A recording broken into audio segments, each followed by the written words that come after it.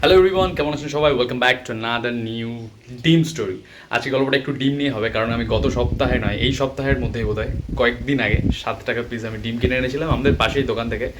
তো আচ্ছা, গল্পটা বলার আগে একটু বলে নিই। বেশ কয়েকদিন হয়ে গেছে আমি এইভাবে ফোনটাকে ধরিনি, এইভাবে ভিডিও করিনি। আমার অনেক দিনের ইচ্ছা যে এইভাবেই ধরে আমি ব্লগ করব, যেটা আমার অরিজিনাল কন্টেন্ট যেটা হবে আর কি, যেটা আমি এইভাবেই ধরে ভিডিও করতে চাই।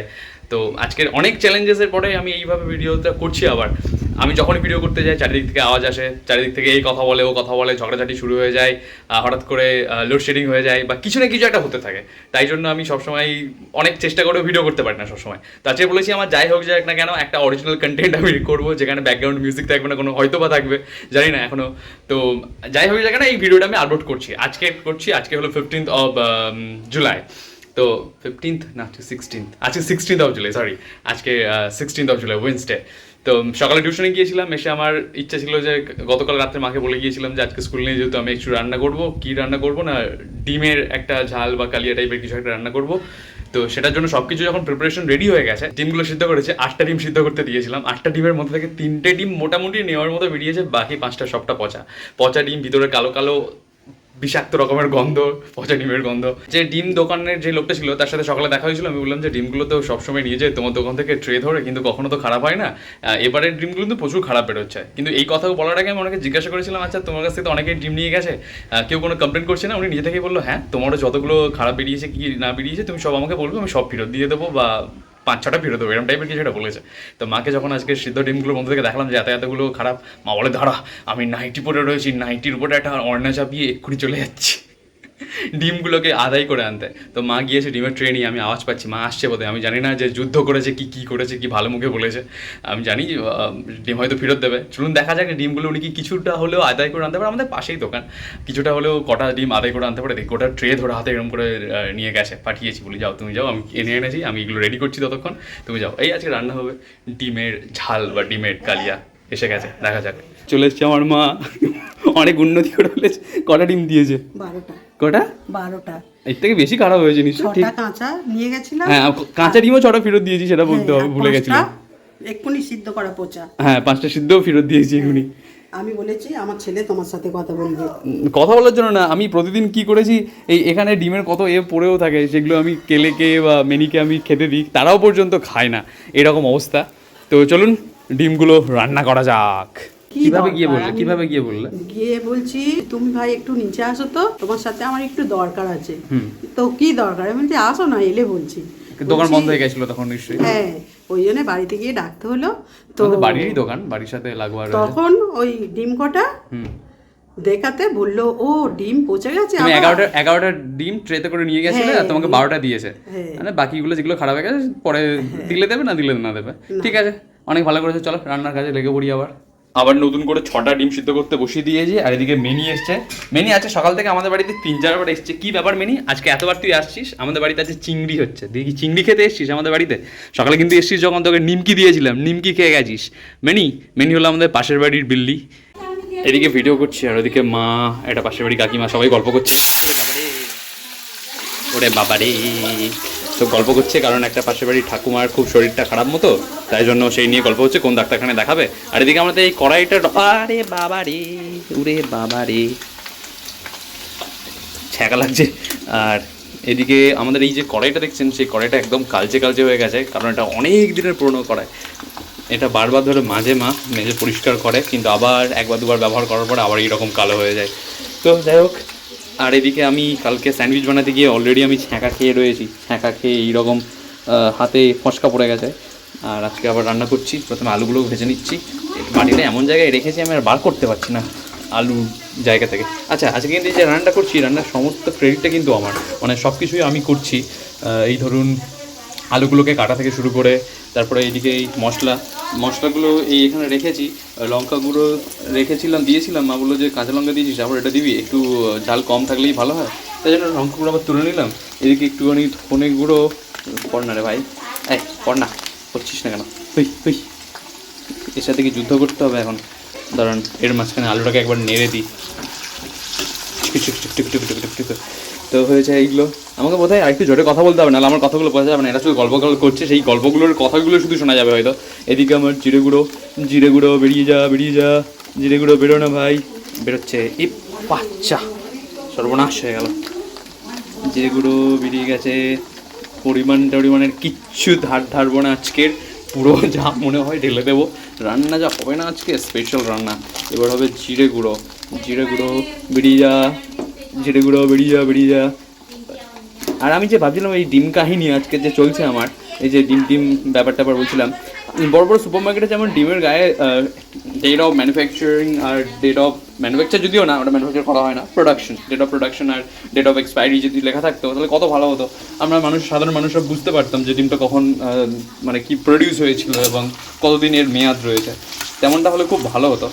তো এইরকম রান্না করতে বেশ একটা মাস্টার শেফ ফিলিং আসছে। এদিকে মানে ডিম সেদ্ধ হচ্ছে, এদিকে ওই আলু টালু ভাজছি, এদিকে মশলাগুলোকে রান্নার জন্য রেডি করছি। একটু কাশ্মীরি লঙ্কার গুঁড়ো দিয়ে দেবো, বেটো না ভাই প্যাকেটটা, এক হাতে ফোন ধরে আর এক হাত দিয়ে এটা করা একটু ডিফিকাল্ট, কিন্তু করতে বেশ মজাই লাগছে আমার। অনেকদিন পরে একটা ব্লগার ফিল আসছে, যে মনে হচ্ছে না আমি চাইছি ভবিষ্যতে আমি অনেক ভিডিও করতে, অনেকভাবে নিজেকে প্রস্তুত রাখতে। তো তাই জন্য এইসব ছোটোখাটো বাড়ির মজাদার এইসব এন্টারটেনমেন্টের ভিডিওগুলো করা আর কি। এগুলো কী বলবো, এগুলো শিক্ষণীয় ভিডিও না। এটা কি বেশি পড়ে যাচ্ছে না কম পড়ছে বুঝতে পারছি না। এটা কাশ্মীরি রেড চিলি, এর মধ্যে ঝাল নেই, শুধুমাত্র তরকারির রঙটা যাতে ভালো হয় তার জন্য এটাকে দিলাম। আর এইদিকে এই কাকিমা এরা কিন্তু সারাদিন গল্প করে না, যেই আমি ভিডিও করতে শুরু করেছি আমার মা কাকিমা সব গল্প শুরু হয়ে গেছে। আর এদিকে আওয়াজ হচ্ছে শুধুমাত্র এই কাকিমা কেটলির ওই পার থেকে গল্প করছে, কেটলি ধরে স্নান করতে। যাই হোক, তবু আজকে আমি তবু ভিডিও করা বন্ধ করবো না। ভিডিও আমি আজকে করেই যাবো, সে যাই হয়ে যাবে না, যে ভিডিওটা আমি এন্ড করেই ছাড়বো। ডিমের কালিয়া বানিয়ে ভাত খেয়ে তবে ভিডিও শেষ করবো। মানে এত রকম ষড়যন্ত্র চলছে। এদিকে কাকিমা চলে গেছে, আমার যাতে ভিডিও করতে অসুবিধা হয়, যাতে ডিস্টার্ব হয়, তাই জন্য নিজের নাকে নিজে সুশ্রী দিচ্ছে, যাতে জোরে হাঁচি পড়ে। আর এদিকে আমার ভিডিওতে বাজে আওয়াজ আসে সব। ঠিক আছে, গুড জব, চালিয়ে যাও। রান্নাঘরে আবার লাইট অফ হয়ে গেল, লোডশেডিং হয়ে গেল। মানে ভগবানও বলছে না, তোকে আমি অনেকগুলো চ্যালেঞ্জেস দেবো, তোকে অনেক চ্যালেঞ্জেস দিয়ে তোকে প্রিপেয়ার করে নেবো ঠিকঠাক করে। এদিকে সব অন্ধকার মতো। তবে রান্না বলছে বন্ধ হবে না, রান্না চালিয়ে যেতেই হবে। আচ্ছা, রান্না চালিয়ে যাবো, রান্না কমপ্লিট করবো। আর কি যেন গল্প বলছিলাম। তো আমার এই রান্নার এই মশলাপাতিগুলো, এগুলো সব কিন্তু মানে আমি আলাদা করে কিনে এনে রেখে দিই গুছিয়ে। যখনই আমার রান্না করতে প্রয়োজন হয়, মানে ইচ্ছে হয়, তখনই আমি রান্না করি এই সব সমস্ত মশলাগুলো দিয়ে, যাতে আমাদের রেগুলারে যে প্রতিদিনের যে মশলা জায়গা থেকে মশলা পাতি আমাকে না ব্যবহার করতে হয়।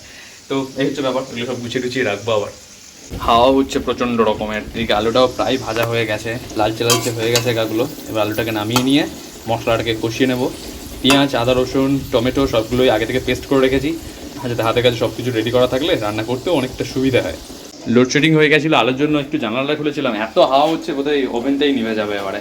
আর এদিকে ডিমগুলো আনন্দের লাফ দিচ্ছে, টকবক করে আওয়াজ করছে সব। আলু ভাজা একদম রেডি হয়ে গেছে, দেখলেই বোঝা যাচ্ছে একদম নরম হয়ে গেঁথে যাচ্ছে খুন্তিতে। এতে আর বেশি ভাজতে হবে না, লাল হয়ে গেছে। তো রান্না তো হতে থাকবে, এদিকে একটু পেট পুজোও করতে হবে। টুথপিক এনেছি, একটু আনারস গেঁথে খাবো বলে। আনারস খাবে মা? কালকে কাটা হয়েছিল, ফ্রিজে ছিল, ঠান্ডা হয়ে রয়েছে।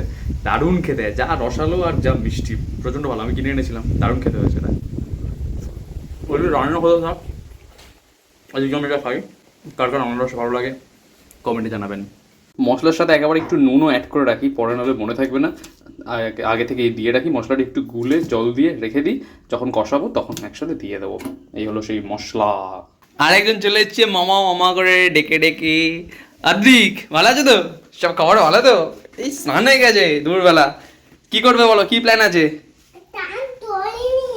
টান করিনি এখনো? তুমি কি করছো? মাথাতে ভিজে তো, মাথাটা তো ভিজে আছে তো। মাথা ধুয়েছো? ও অদ্রিকে, হ্যাঁ গা মশেছো? বাহ, গুড বয়। কি ইচ্ছা আছে এবার, কি প্ল্যান আছে, কি করবে? কিন্তু করবে না? আচ্ছা, ঠিক আছে। তোমাকে কিছু খাবার দেবো? কে? ও মেনি আছে, সারাদিন আসছে। মেনি ভালো তো? সব খবর ভালো তো? হ্যাঁ। অদিক বলো, কি খাবে বলো, কি খাবে? বিড়ালে শুধু খিদে পাচ্ছে, তুমি কি বিড়ালের মাংস খাবে? বিড়ালটা রান্না করে দেবো? বিড়ালের মাংস খেয়েছো কোনোদিনও? Heavy tasty. খেয়েছো বিড়ালের মাংস? একটা? ও আচ্ছা, তুমি একবার খাবে, রান্না করে দেবো এই বিল্লির মাংস? আমি খাবো না গো। খাবে না বিড়ালের মাংস? তাহলে কি খাবে? বাটি বাবা, মেহেদি চলে যাচ্ছে। মিনি শুনে ভয়ে পালাচ্ছে। মিনি আর থাকে, মিনি শুনে ভয়ে চলে যাচ্ছে। মিনি পালিয়ে যা তাড়াতাড়ি, নাহলে তোর আজকে ব্যবস্থা খারাপ হবে। অবস্থা খারাপ, ব্যবস্থা খারাপ। Tata mini, tata. তোমার সেই প্রিয় ব্লুবেরিটা শেষ হয়ে গেছে, ক্র্যানবেরি খাও। খুলে দেবো, আমি খুলে দেবো। খাবে? এই খাবে? ওদিকে শরীরটা খারাপ, ও একটু ক্র্যানবেরি খেলে তবে শরীর ঠিক হবে, বলো? ঠিক আছে, নাচো নাচো। ওরে বাবা, ঠিক আছে। আমি তো আমার বিমা খেতে দিলে তো। ও বাবা, ও বাবা রে, ও এই কি ব্যায়াম? এই কি ব্যায়াম হচ্ছে?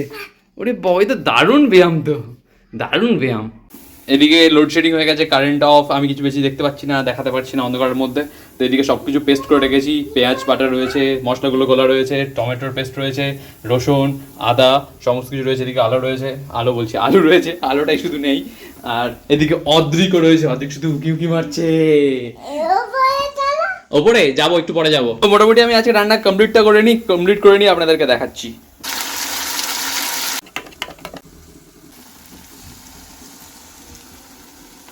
এবার হবে আসল স্বাদ। মশলা ছাড়া রান্নার তো স্বাদ হয় না, কিন্তু কখনো কখনো একটু ব্লান্ট, একটু মানে কম মশলার রান্না বান্না খেতেও কিন্তু দারুণ লাগে। কিন্তু এইসব ডিমের ঝাল বা একটু ধরুন কষা কষা কিছু রান্না করছেন, সেইগুলোতে কিন্তু মশলা ছাড়া রান্না একদমই মানায় না। যাই হোক, মশলা কিন্তু অনেকটাই বানিয়ে ফেলেছি আমি। এই ধরুন আদা বাটা, রসুন বাটা, পেঁয়াজ বাটা, আবার এমনি পেঁয়াজও স্লাইস দিয়েছি কিছু।